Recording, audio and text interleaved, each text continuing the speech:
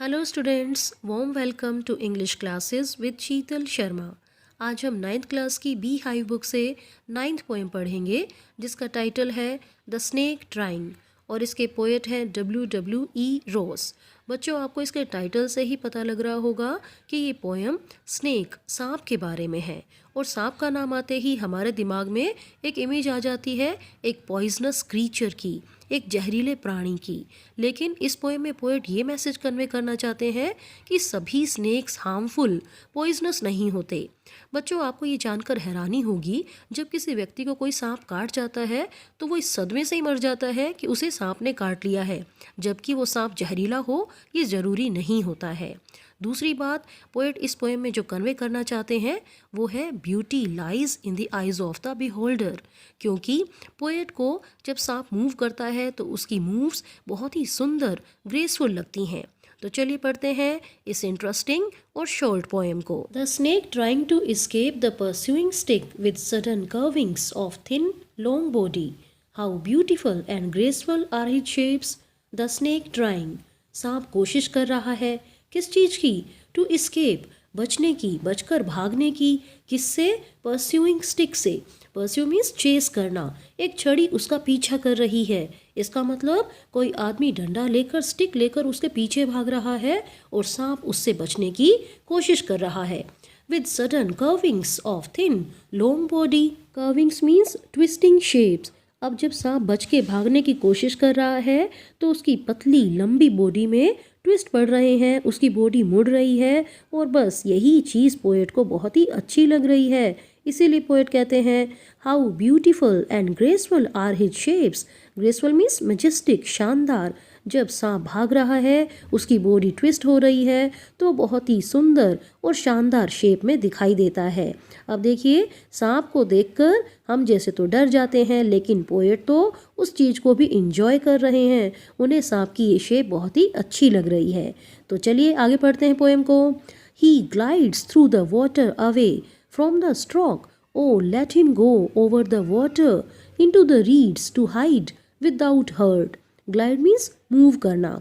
अब सांप जो है पानी में से जा रहा है। फ्रॉम द स्ट्रोक मीन्स जो अटैक हो रहा है उसके ऊपर स्टिक का, उससे बचने के लिए वो पानी की तरफ चला गया है। और पोएट जो है रिक्वेस्ट कर रहे हैं कि अरे उसे जाने दो पानी में से। और वो पानी में से कहाँ जाएगा? Into the reads. रीड्स होते हैं ऐसे प्लांट्स, ऐसी ग्रास जो पानी में उगती है या फिर कीचड़ वाली ज़मीन पर उगती है। तो सांप जो है पानी में से होता हुआ रीड्स में, सरकंडों में छुपने की कोशिश कर रहा है। और पोएट कहते हैं विदाउट हर्ट, उसे चोट ना लगे, वो हर्ट ना हो, ऐसी कंडीशन में उसे जाने देना चाहिए। फिर पोएट कहते हैं small and green he is harmless even to children. अरे वो तो बिल्कुल छोटा सा है और ग्रीन कलर का है, वो तो बच्चों के लिए भी नुकसानदायक नहीं है, वो किसी को भी नुकसान नहीं पहुंचाएगा। अब बच्चे क्या होते हैं? नाजुक होते हैं, बहुत ही सॉफ्ट होते हैं, लेकिन बच्चों के लिए भी वो नुकसानदायक नहीं है। इसका मतलब पोएट ये कहना चाहते हैं कि सांप बिल्कुल भी पॉइजनस नहीं है। Along the sand he lay until observed and chased away, and now he vanishes in the ripples among the green slim reeds. पहले ये स्नेक सैंड में, रेत पर लेटा हुआ था जब तक कि इसको ऑब्जर्व नहीं किया गया था, जब तक कि इसको देखा नहीं गया था। लेकिन अब क्या किया जा रहा है? इसको चेज किया गया, इसके पीछे स्टिक लेकर भागा गया। तो इसीलिए इसने क्या किया है? Now he vanishes in the ripples. Vanish means disappear हो जाना। अब ये गायब हो गया है कहाँ पर? पानी की लहरों में। रिपल्स मीन्स जो वेव्स हैं, लहरें हैं। और ये कहाँ पर छिप गया है? Among the green slim reads. फिर से वही हरे पतले पतले सरकंडों के बीच में जाकर ये छिप गया है। तो यहीं पर हमारी ये छोटी सी पोएम खत्म होती है। अब हम देखेंगे इस पोएम में कौन कौन सी पोएटिक डिवाइसेस यूज़ की गई हैं। सबसे पहले देखिए, इस पोएम को फ्री वर्ड्स में लिखा गया है, इसमें कोई भी राइम स्कीम फॉलो नहीं की गई है। फॉर एग्जाम्पल, पोएम के फर्स्ट सेंटेंस का लास्ट वर्ड है ट्राइंग, नेक्स्ट का स्टिक, थर्ड का थिन और उसे नेक्स्ट ब्यूटीफुल। इसी तरीके से हम देखते जाएंगे कि किसी भी सेंटेंस का लास्ट वर्ड, उसका साउंड पैटर्न किसी भी और सेंटेंस के लास्ट वर्ड के साउंड पैटर्न से मैच नहीं कर रहा है। तो हम कहेंगे कि इसको फ्री वर्ड्स में लिखा गया है, इसमें कोई भी राइम स्कीम नहीं है। नेक्स्ट पोएटिक डिवाइस है एनजैम्पमेंट। एंजेम्बमेंट का मतलब होता है जब एक ही सेंटेंस पोएम की 2, 3 या 4 लाइंस में लगातार कंटिन्यू चलता रहता है और उसमें भी कोई पंक्चुएशन मार्क को फॉलो नहीं किया जाता। For example, O let him go over the water into the reeds to hide without hurt. ये एक ही सेंटेंस है और किसी भी लाइन में आगे जो है एंड की तरफ कोई पंक्चुएशन मार्क नहीं लगा हुआ है। ये सेंटेंस कंप्लीट होता है विदाउट हर्ट के बाद, उसके बाद फुल स्टॉप लगाया गया है। और अब बारी आती है इस पोएम के टेक्सचुअल क्वेश्चंस की, जो बहुत ही सिंपल, शॉर्ट और इजी हैं।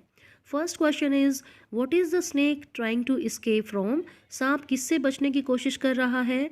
Answer is, the snake is trying to escape from the pursuing stick. सांप एक छड़ी जो इसके पीछे पड़ी हुई है उससे बचने की कोशिश कर रहा है। एक्चुअली मीनिंग क्या है? एक व्यक्ति जो हाथ में छड़ी लेकर सांप के पीछे दौड़ रहा है, उससे सांप बचने की कोशिश कर रहा है। Next question is it A harmful snake? What is its colour? क्या ये सांप हार्मफुल है और इसका कलर क्या है? Answer is no, it is not harmful, it is a green snake. ये हार्मफुल नहीं है और ये ग्रीन कलर का है।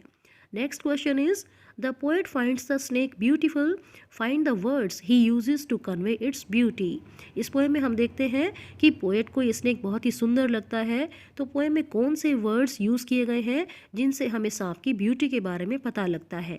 Answer is, the poet uses the following words, beautiful and graceful, small and green.